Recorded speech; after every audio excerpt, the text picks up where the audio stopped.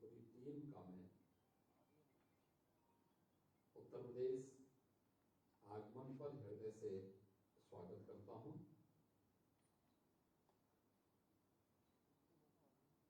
यह क्षण हमारे लिए और भी महत्वपूर्ण है जब महाकुंभ के इस आयोजन में जो अब तक दुनिया का सबसे बड़ा आध्यात्मिक और सांस्कृतिक आयोजन बन चुका है।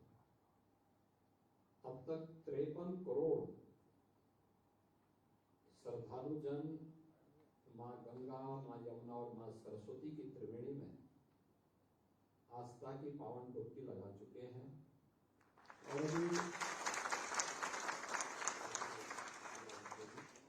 अगले 9 दिनों तक यह उत्सव इसी रूप में चलने वाला है। कल्पना करिए, ये भारत की पोटेंशियल है और यही भारत की आस्था को अगर सम्मान दिया गया होता तो भारत किन ऊंचाइयों को प्राप्त करता है। और उस महाआयोजन के अवसर पर आप सभी को उत्तर प्रदेश आने का अवसर प्राप्त हुआ। यहां से आपको कुछ स्थलों को उत्तर प्रदेश के अंदर देखने का भी सौभाग्य प्राप्त होगा, जिसमें अयोध्या में श्री राम जन्मभूमि,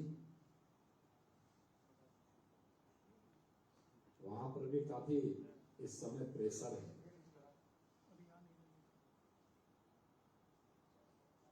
वहां से प्रयागराज और उसके बाद काशी, तीनों ऐसे स्थल हैं जहां पर वर्तमान में बहुत देश और दुनिया से आए हुए श्रद्धालु जन बड़ी श्रद्धा भाव के साथ आकर के आस्था को वहां पर व्यक्त कर रहे हैं।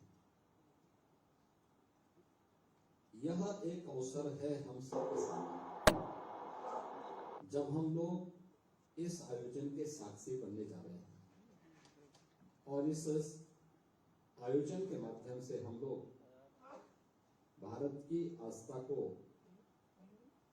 दुनिया के सामने भी दिखा करके अपनी ताकत का एहसास भी करा रहे हैं। मित्रों, उत्तर प्रदेश आप जैसा कि जानते हैं कि देश की आबादी का सबसे बड़ा राज्य है और 25 करोड़ की आबादी इस राज्य में निवास करती है। यह हमारा सौभाग्य है कि प्रधानमंत्री मोदी जी के मार्गदर्शन और नेतृत्व में पिछले 10 वर्ष के अंदर देश के अंदर जो एक माहौल खड़ा हुआ,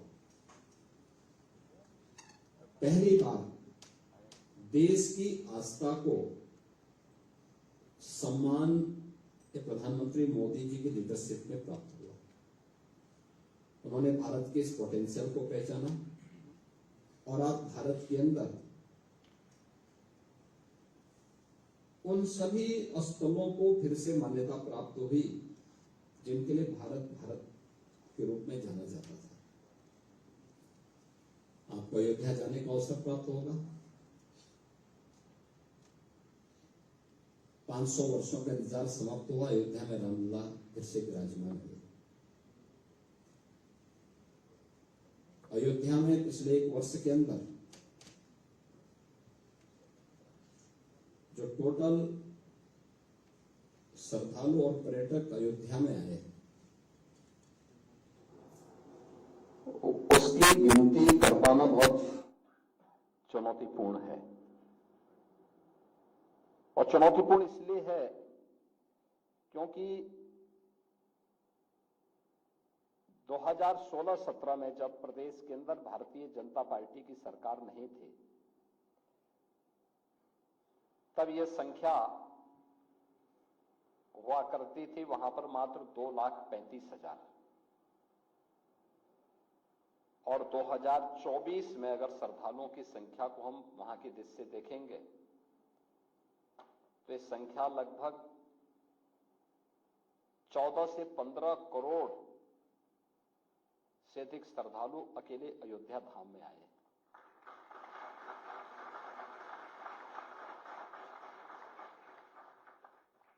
अयोध्या के लिए इस दौरान जो पब्लिक कंट्रीब्यूशन प्राप्त हुआ उसका अंदाजा आप देख सकते हैं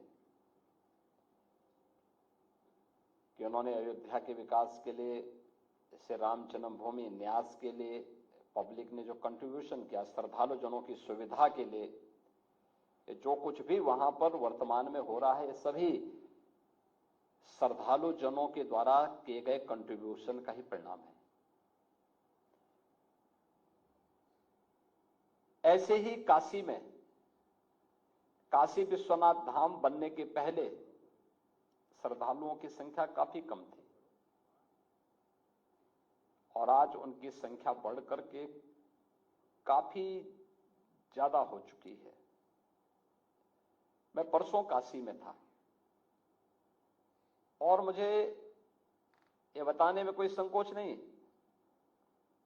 जब भी मैं काशी वासियों से वहां बात कर रहा था, उन सब ने इस बात को कहा। उन्होंने कहा, साहब हमने अपने जीवन में कभी भी इतनी भीड़ काशी में कभी नहीं देखी जो पिछले 1.5 महीने से हम देख रहे हैं।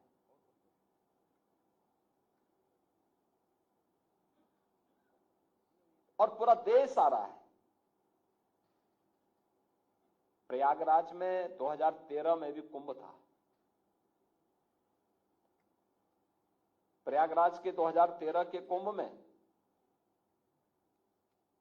कुल 12 करोड़ श्रद्धालु आए थे।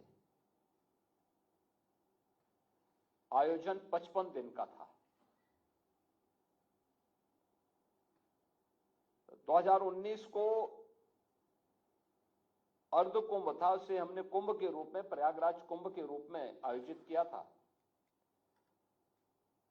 उस अवसर पर प्रयागराज में श्रद्धालु जन और पर्यटक आए थे लगभग 24 करोड़। और इस बार अभी तक प्रयागराज महाकुंभ की दृष्टि से अगर हम देखेंगे तो अब 45 यानी कुल 45 दिन के इस आयोजन में 36 दिन हो चुके हैं। अब मात्र 9 दिन बाकी हैं। इन 8-9 दिनों को छोड़ दें तो इन 35-36 दिनों में ही 53 करोड़ श्रद्धालु प्रयागराज में आ चुका है।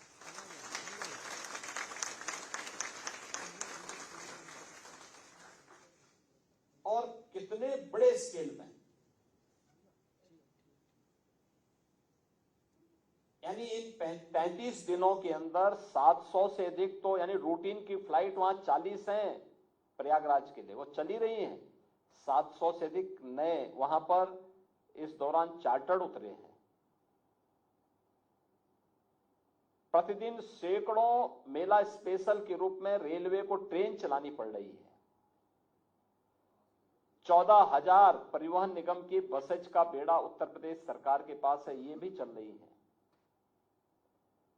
28, 29 और 30 में मात्र इन 3 दिनों में प्रयागराज में 15 करोड़ से अधिक श्रद्धालुओं ने आस्था की डुबकी वहां लगाई। 5 करोड़ से अधिक, लगभग 5.5 करोड़ श्रद्धालु आए थे 28 जनवरी को। 8 करोड़ के आसपास श्रद्धालु आए थे 29 जनवरी को और 2.5 करोड़ श्रद्धालु आए थे 30 जनवरी को।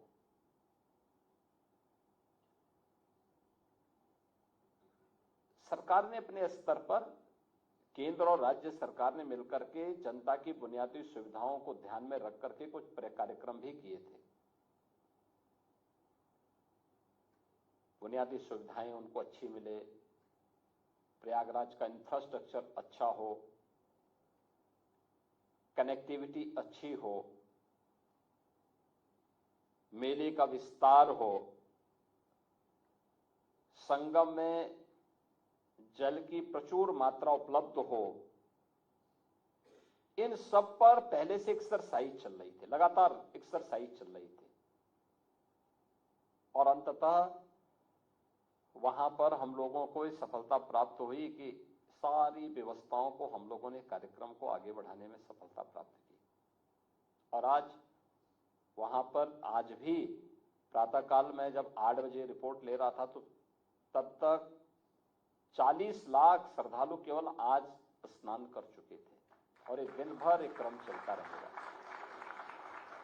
Railway station, airport, bus station, parking place सब भरे हुए हैं, मेला क्षेत्र पूरा भरा हुआ है, स्नान चल रहा है। ये क्रम, ये केवल एक आस्था को सम्मान देने का ही अभियान नहीं है। आस्था को सम्मान मिलना चाहिए, ये अच्छी बात है, लेकिन आस्था का इकोनॉमिक एस्पेक्ट क्या है, ये उससे भी महत्वपूर्ण है। एक छोटा सा उदाहरण मैं आपको देता हूं, आप उसका अंदाजा लगा सकते हैं। एक प्रस्ताव प्राप्त हुआ, एक सज्जन ने दिया कि हम लोग प्रयागराज में कुछ निवेश करना चाहते हैं। पूछा गया कैसा निवेश चाहते हैं, उन्होंने कहा नहीं, हम लोग आस्था के अनुरूप होगा। आस्था के अनुरूप कौन सा निवेश हो सकता है? उन्होंने कहा मैं 12 ज्योतिर्लिंग का रिप्लिका बनाना चाहता हूं।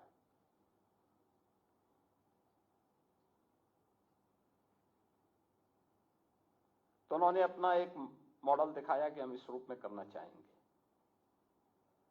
तो उनसे कहा गया कि भाई ठीक है, आप एक काम करिए कि जितना भी रॉ मटेरियल है, पुराना लोहा होगा, पुराना स्टील होगा, पुराना फाइबर होगा, पुराने टायर होंगे, इनका इस्तेमाल करते हुए रेप्लिका तैयार कराओ। उन्होंने लैंड की मांग की। उन्होंने कहा आप हमें लैंड दे दीजिए, पैसा मैं लगाऊंगा और प्रॉफिट 50-50% हो जाएगा। तो नगर निगम को आदेश हुआ, नगर निगम ने उनको लैंड, 11 एकड़ लैंड उपलब्ध करवाई। पार्टी ने पैसा लगाया। जनवरी फर्स्ट वीक में मैंने उसका उद्घाटन भी किया। 10 जनवरी से 31 जनवरी के बीच में वह संस्था 14 करोड़ लगाई थी। 14 करोड़ तो अपना कमा चुकी है, 14 करोड़ की प्रॉफिट कमा करके उसने नगर निगम को भी दिया है।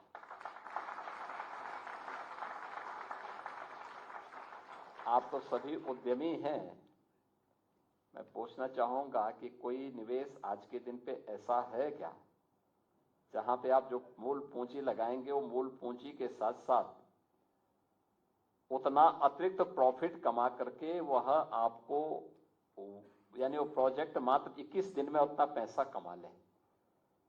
लेकिन ये स्पिरिचुअल टूरिज्म में संभव है, और ये प्रयागराज में एक जगह में हुआ है।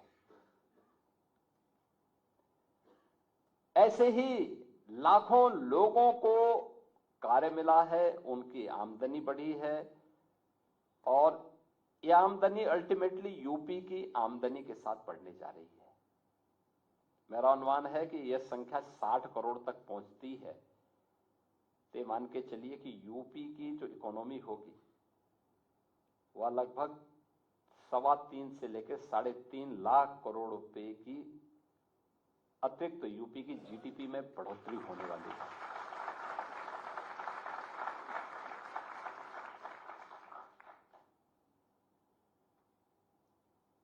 हमने आस्था को केवल ये मान लिया कि इस पे कोई ताकत नहीं है, उसका दुष्परिणाम हमें भुगतना पड़ा। हम भारतीयों के मन में गुलामी के कालखंड में जो ये बात डाल दी गई कि जो भारतीय है वह कमतर करके उसको आंको, उसको महत्वहीन कर दो, उसकी कोई महत्व नहीं है, ये जो बात समझाई गई उसका दुष्परिणाम हम भुगत रहे हैं।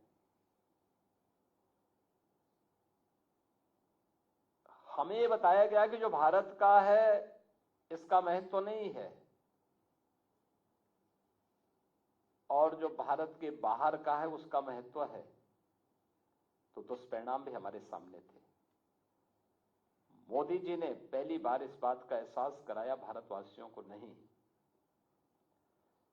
हमें एक भारतीय के रूप में भारत से जुड़े हुए जीवन मूल्यों को, भारत की आस्था को, भारत के प्रोडक्ट को हम महत्व देकर के स्वयं की महत्ता को बढ़ा सकते हैं। हम दूसरों की उपलब्धियों पर गौरव की अनुभूति करने की बजाय अपनी स्वयं की पूर्वजों की विरासत पर अगर हम गौरव की अनुभूति करेंगे तो हम दुनिया को बहुत कुछ दे पाएंगे। और आज प्रयागराज वही कर रहा है। प्रयागराज ने बताया है कि हमारे पास क्या स्केल है, क्या पोटेंशियल है। यह महाकुंभ प्रयागराज बता रहा है, काशी बता रही है, अयोध्या बता रहा है। कितने लोगों को रोजगार मिल रहा है, कितने लोगों की आमदनी को कई गुना बढ़ाने में मदद मिली है। कितना बृहद आयोजन बनकर के पूरा आयोजन आज देश और दुनिया को अपनी ओर आकर्षित कर रहा है। और ये जो एक पक्ष है इसका, इस पक्ष को हमने माना होता तो विदेशी सामानों से जो कभी भारत की मार्केट और बाजार भरे पड़े होते थे, ये नहीं होते। याद करना, हमने आदरणीय प्रधानमंत्री जी की प्रेरणा से 2018 में उत्तर प्रदेश के अंदर एक योजना लागू की, उसका नाम था वन डिस्ट्रिक्ट वन प्रोडक्ट का। ये उत्तर प्रदेश के अंदर परंपरागत एमएसएमई सेक्टर के प्रोडक्ट को हम लोगों ने मैपिंग की थी और फिर हर जिले के लिए एक प्रोडक्ट को आइडेंटिफाई किया। उसका नाम हमने वन डिस्ट्रिक्ट वन प्रोडक्ट रखा। हमने उसमें डिजाइनिंग में, हमने उसे पैकेजिंग में, हमने उसे टेक्नोलॉजी में, हमने उसको मार्केटिंग में मदद की। हमारा एक्सपोर्ट बढ़ा। यूपी ने देश को एक नया ब्रांड दे दिया।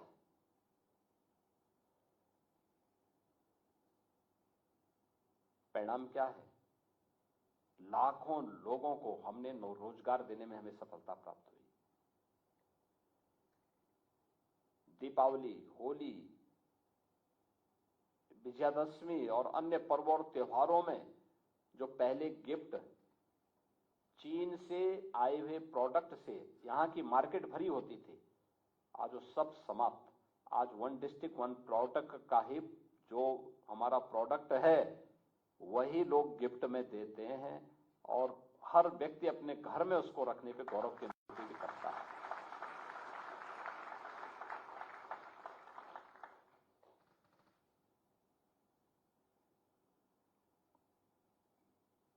कितने बड़े पैमाने पे लोगों के अंदर, लोगों को रोजगार मिला, लोगों की आमदनी बढ़ी। मुझे याद है मुरादाबाद ये ब्रॉस का आइटम बनती है वहां पे।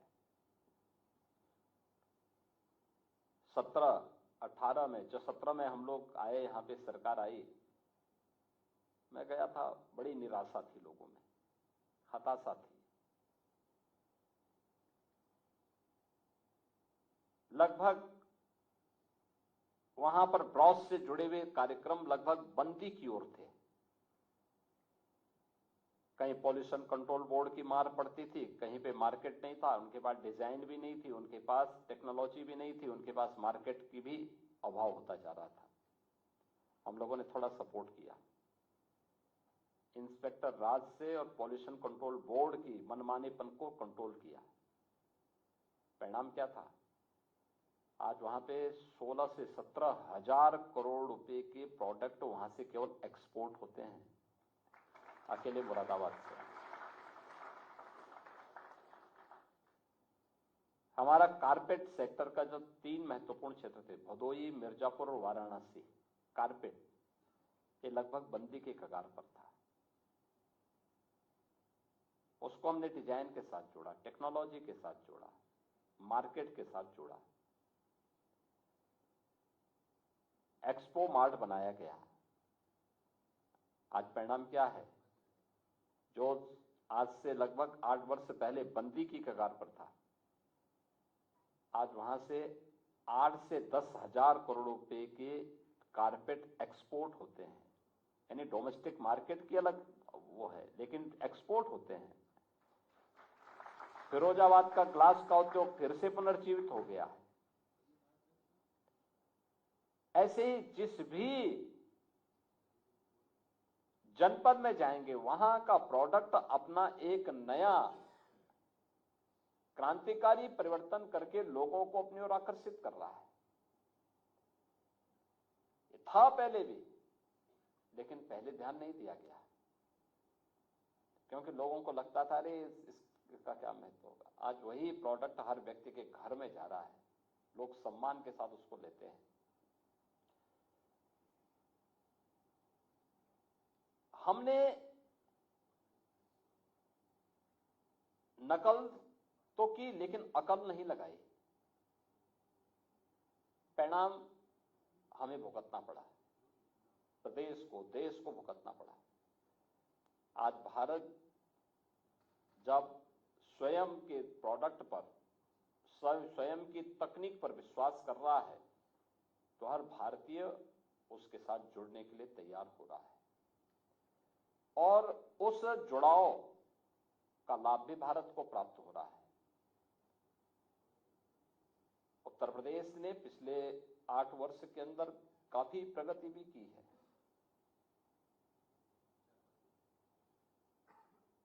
उत्तर प्रदेश के परसेप्शन को, उत्तर प्रदेश में आ रहे निवेश के प्रस्तावों को, उत्तर प्रदेश के अंदर सुरक्षा के साथ साथ कानून व्यवस्था की बेहतरीन स्थिति को, इसके साथ जोड़ के आप देख सकते हैं।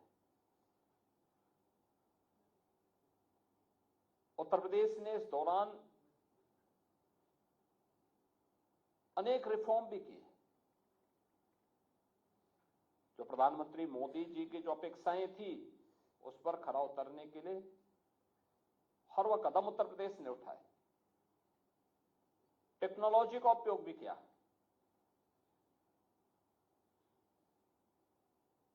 प्रदेश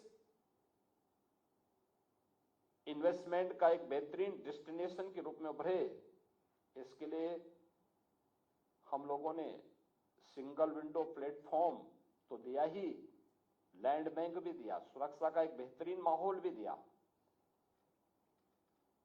और एक एक स्तर पर मॉनिटरिंग के मैकेनिज्म को इतना मजबूत किया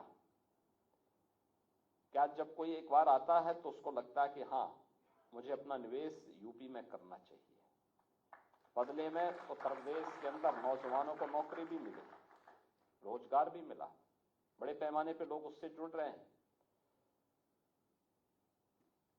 अलग अलग सेक्टर में कार्य हुए, निवेश के सेक्टर में कार्य हुए, पुलिस की आधुनिकीकरण पर कार्य हुआ, इंफ्रास्ट्रक्चर पर कार्य हुआ। हमारे पास 57,000 ग्राम पंचायतें हैं। हर ग्राम पंचायत में हम लोगों ने 5 से 6 नए रोजगार का सृजन किया है, और गांव के ही व्यक्ति को वहां नौकरी दी, कहीं बाहर के व्यक्ति को नहीं। गांव का जो योग्यतम व्यक्ति होगा उसको हमने कहा वह गांव में काम करेगा, और हर प्रकार का कार्य, साफ सफाई के कार्य से लेकर के बैंकिंग तक के कार्य को, कंप्यूटर ऑपरेटर से लेकर के गांव के ट्यूबवेल ऑपरेटर तक, ये सारा कार्य गांव का ही व्यक्ति गांव के अंदर कर रहा है। तो लगभग 6 से 7 रोजगार का सृजन अकेले हर ग्राम पंचायत के अंदर, गांव के अंदर हो रहा है। गांव आज आत्मनिर्भर हो रही है। उत्तर प्रदेश देश के उन चुनिंदे राज्यों में है जिनके गांव में आबादी, अभी भी काफी बड़ी आबादी रहती है। उत्तर प्रदेश में 65 से 70% आबादी अभी भी ग्रामीण क्षेत्र में निवास करती है। अर्बनाइजेशन हमारे यहां काफी देर से प्रारंभ हुआ। यद्यपि उत्तर प्रदेश के अंदर पहले देश के बड़े महानगर हुआ करते थे। कानपुर देश के 4 महानगरों में गिना जाता था। लखनऊ है, आगरा है, वाराणसी है, प्रयागराज है। लेकिन समय के अनुरूप उस प्रकार का माहौल न होने के नाते लगातार डिटोरेशन होता गया और एक समय ऐसा भी आया कि जब एक प्रकार की व्यवस्थाएं ठप सी हो गई थी। लेकिन आज ऐसा नहीं है। आज तो उत्तर प्रदेश के महानगर एक नई दूरी तय करने के लिए उतावले दिखाई दे रहे हैं। अर्बनाइजेशन तेजी के साथ बढ़ा है तो स्वाभाविक रूप से वहां सुविधाएं भी उसी तेजी के साथ बढ़ानी पड़ेंगी, उससे दुगनी स्पीड से बढ़ानी पड़ेगी और इसके लिए अनेक कदम उठाए गए और उस कदम का परिणाम ही है। आप मुझे बताइए कि अगर हम लोगों ने प्रयागराज सिटी के अंदर आधुनिक इंफ्रास्ट्रक्चर नहीं दिया होता तो क्या ये 15 करोड़ लोग 3 दिन के अंदर प्रयागराज में क्या उस लोड को, उस प्रेशर को बर्दाश्त कर पाता? कभी नहीं कर पाता। जब हम लोग कुंभ के क्षेत्रफल को बढ़ा रहे थे, महाकुंभ का जो क्षेत्रफल वह पहले मात्र 1000 एकड़ क्षेत्रफल में होता था। 13 में 2000 हुआ।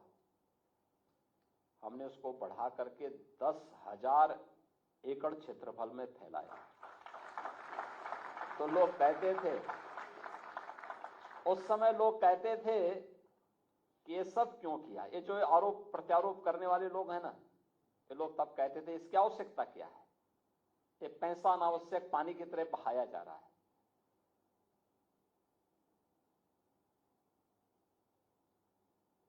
ऐसा क्यों सरकार कर रही है? हमने कुंभ के आयोजन में 7,500 करोड़ खर्च किए हैं,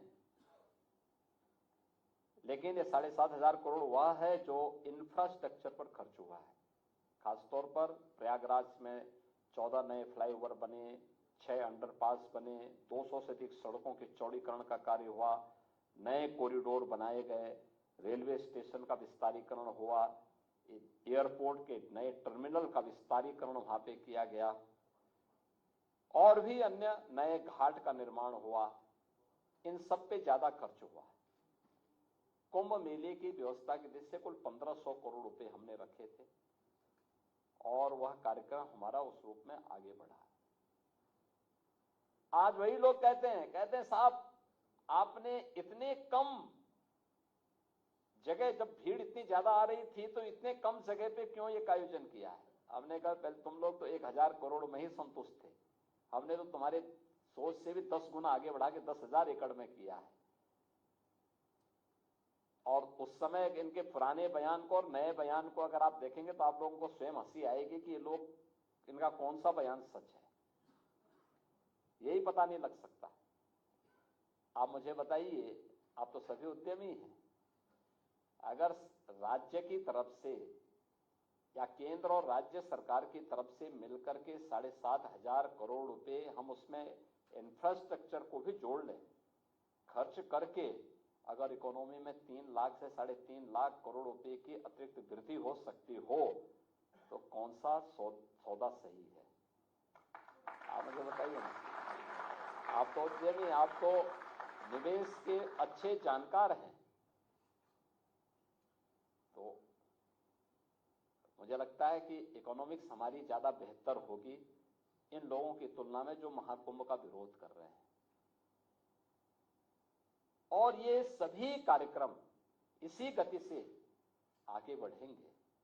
आप मानकर के चलिए कि जो एहसास आपको अयोध्या में होगा, अयोध्या में भी हम लोगों ने इंफ्रास्ट्रक्चर को, डबल इंजन की सरकार प्रधानमंत्री मोदी जी के नेतृत्व में उसी रूप में हमने किया। आज के दिन पे आप जाएंगे, प्रयागराज हो, काशी हो, अयोध्या हो, गोरखपुर हो, चित्रकूट हो, नेमिस हो, इस सभी जगह हम लोगों ने इसी प्रकार का इंफ्रास्ट्रक्चर दिया है, बेहतरीन इंफ्रास्ट्रक्चर दिया है। हम लोग अयोध्या की सड़कों को जब चौड़ीकरण कर रहे थे, विरोध करने वाले तब भी विरोध करते थे। अरे साहब, ये विरोध, ये सड़क चौड़ीकरण करने की आवश्यकता क्या है?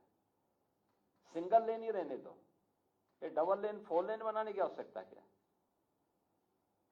जब वहां पे इंटरनेशनल एयरपोर्ट बन रहा था अयोध्या में, तब भी उसका भी विरोध कर रहे थे।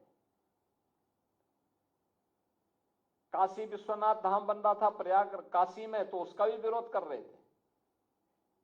तो इन लोगों का काम विरोध करना है, लेकिन उस विरोध के बीच से रास्ता निकाल करके पहले से ही एक दूरगामी सोच के साथ जब सरकार कार्य करती है तब परिणाम आता है। लेकिन उसके लिए एक दृढ़ इच्छा शक्ति के साथ निर्णय लेने की आवश्यकता है, और निर्णय लिए, रिजल्ट आज सामने आ गए।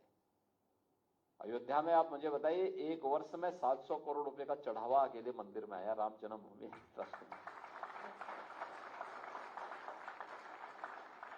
अब इन लोगों को यह भी बुरा लगेगा।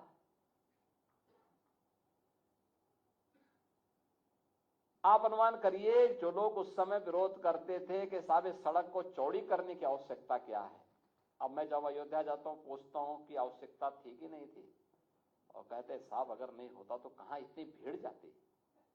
हमने कहा देखो, यही होता है, हम लोग शुद्ध अंतःकरण से कार्य करते हैं तो परिणाम भी उसी शुद्ध अंतःकरण से सामने आता है। रेलवे स्टेशन प्रयागराज में भारतीय रेल ने 9 रेलवे स्टेशन का विस्तारीकरण किया। अगर ये नहीं होता तो जो प्रतिदिन 5 से 7 लाख पैसेंजर भारतीय रेल से आ रहे हैं, क्या ये आ पाते? एक सुरक्षित जा पाते? पहले से ही उस प्रकार की योजना बनाकर के आगे बढ़ना होता है, और उसके अनुरूप जब हम कार्यक्रम कोई कदम उठाते हैं और ईमानदारी से समयबद्ध तरीके से आगे बढ़ता है तो रिजल्ट उसी प्रकार से आते हैं। जैसे आज उत्तर प्रदेश के अंदर इन 3-4 महानगरों के अंदर देश और विदेश से आए हुए टूरिस्ट को, श्रद्धालु जनों को मिल रहा सम्मान है, और उनकी आस्था को जो सम्मान मिल रहा है, ये वास्तव में भारत और भारतीयता को सम्मान है। खुश है इसी बात से, और मुझे लगता है कि आप लोग आए हैं मुंबई से, एक बार आप लोग भी अयोध्या के साथ साथ, भीड़ है लेकिन उसका अपना आनंद अलग है। उस भीड़ के बीच से ही आनंद लेने की आवश्यकता है। थोड़ा पैदल चलना पड़ सकता है, लेकिन चलना चाहिए, यही जीवन है, और देखना चाहिए जीवन की मस्ती। पूरे देश भर से लोग आए हैं, उसके बीच से जाकर के देखें, उनके उत्साह को देखें। अयोध्या में सरयू जी में जो एक बार डुबकी लगाया और रामलला का दर्शन किया, ये मान करके चलिए कि वो फिर कभी भूलेगा नहीं उसके लिए पूरा जीवन, और यानी यह अविस्मरणीय होगा। और ऐसे ही प्रयागराज में, ऐसे ही प्रयागराज में श्रद्धालु कहीं से भी आ रहा है, एक बार उसने संगम में डुबकी क्या लगाई, जन्म और जीवन दोनों को लेकर के वह धन्य हो जा रहा है। उसके मुंह से बरबस हर हर गंगे का निकल करके वह अपने आप को धन्य धन्य समझ रहा है। वहां पे अक्षय वट के दर्शन करने के सौभाग्य प्राप्त होंगे। अब एक कॉरिडोर के साथ जोड़ा जा चुका है। लेटे हुए हनुमान जी भी हैं, बड़े हनुमान जी के रूप में विख्यात हैं। मान्यता है कि वर्ष में एक बार मां गंगा हनुमान जी का अभिषेक करने के लिए आती है, और जब भी मां गंगा हनुमान जी का अभिषेक करेगी तो मान के चलिए प्रसाद समाप्त। उसके बाद जल कम होने लगता है पूरा प्रयागराज में, और हर वर्ष होता है। तो बड़ी मान्यता है प्रयागराज के अंदर। सरस्वती कूप भी है। आपको मां गंगा यमुना के तो प्रत्यक्ष दर्शन संगम में मिलेंगे, लेकिन अगर मां सरस्वती के दर्शन करने हैं तो संगम में आप अनुभूति करेंगे, लेकिन प्रत्यक्ष इन चक्षुओं से दर्शन करने तो सरस्वती कूप में जाना पड़ेगा। वह भी प्रयागराज में है।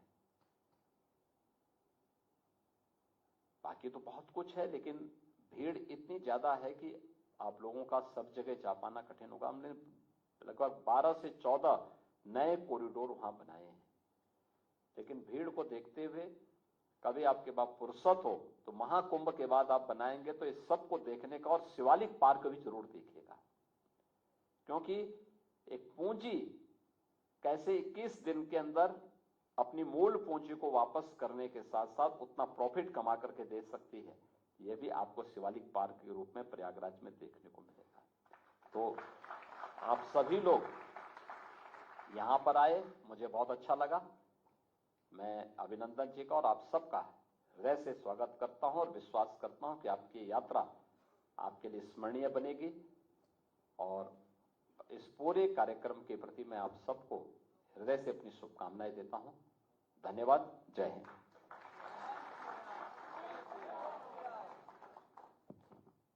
सर आप 2 मिनट दे दो, एक ये लोग आपसे कुछ।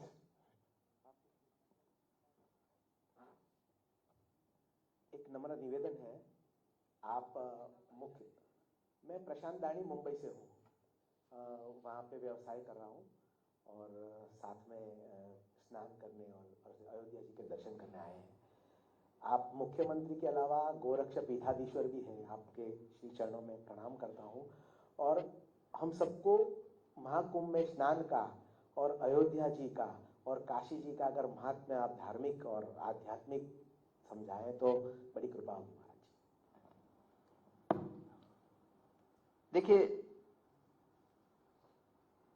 प्रयाग की अपनी महत्ता है। प्राचीन काल से ही भारत की आध्यात्मिक भूमि के रूप में प्रयागराज की महत्ता रही है। मां गंगा, यमुना और सरस्वती की त्रिवेणी प्राचीन काल से वहां पर है, और भगवान राम जब वनवास काल खंड में जाते हैं तो पहला दर्शन उनको वहां पे महर्षि भारद्वाज का होता है। Like, comment, and subscribe.